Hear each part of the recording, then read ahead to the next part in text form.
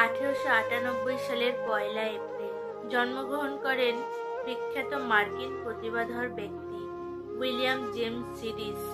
সিডিসকে ইতিহাসে অন্যতম মেধাবী ব্যক্তি হিসেবে গণ্য করা হয়। তার আইকিউ 250 থেকে 300-র মধ্যে ছিল বলে ধারণা করা হয়। তিনি অল্প বয়সে হাই স্কুল পাশ করেন এবং 11 বছর বয়সে হার্ভার্ড বিশ্ববিদ্যালয়ে ভর্তি হন। সিডিস ভাষা শেখার অসাধারণ দক্ষতা দেখিয়েছিলেন। তিনি 40টিরও বেশি ভাষায় পারদর্শী ছিলেন এবং নিজস্ব একটি কৃত্রিম ভাষা ভেন্ডারগার্ড তৈরি করেছিলেন।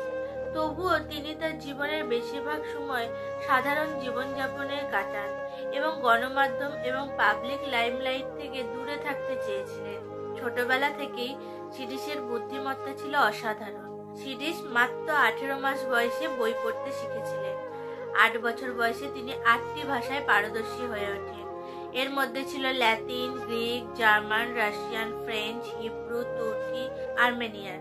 মাত্র 11 বছর বয়সে তিনি হার্ভার্ড ইউনিভার্সিটিতে ভর্তি হন, যা তৎকালীন সময়ে একটি রেকর্ড। সেখানে তিনি অঙ্ক এবং অন্যান্য বিষয় সম্পর্কে দারুণ দক্ষতা অর্জন করেন। সিডিসের জীবন ছিল কিছুটা ব্যতিক্রমী। তিনি প্রচারের আলো থেকে দূরে থাকতে পছন্দ করতেন। লাইমলাইট পছন্দ করতেন না। তিনি শান্তিপূর্ণ এবং নির্ঝঞ্ঝাট জীবনযাপন করতে চেয়েছিলেন। তার অসাধারণ প্রতিভা সত্ত্বেও সিডিস একটি সাধারণ জীবন বেছে নিয়েছিলেন। তিনি সমাজের চাপে এবং মিডিয়ার অতিরিক্ত মনোযোগে ক্লান্ত হয়ে পড়েছিলেন।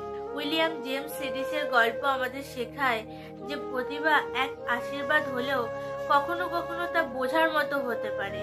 তার জীবন একটি গুরুত্বপূর্ণ বার্তা দেয় যে সাফল্যের আসল মানে শুধুমাত্র সমাজের প্রত্যাশা পূরণ করা নয়, বরং নিজের পছন্দ মতো জীবনযাপন করা।